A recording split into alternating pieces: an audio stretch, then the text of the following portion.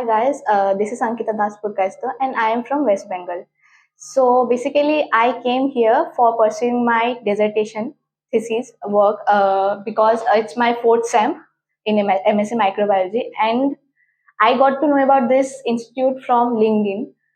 So I contacted Gopal sir, and he just asked me to come here and see the environment firstly, and then decide on myself if I want to pursue here or not. And then I came here and I have seen the lab environment and everything. I talked to everyone and specifically the mentors here, and they were really helpful. They have guided me in each and every step. And firstly, I was a amateur. I was a fully amateur one. I didn't had any skills.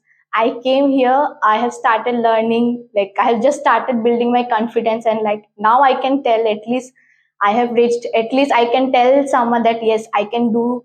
At least if I do something, I can do it perfectly. And thanks to Gopal sir and his team only for giving me this confidence or for boosting the confidence. In fact, and the work environment and the colleagues, my mates are very friendly over here.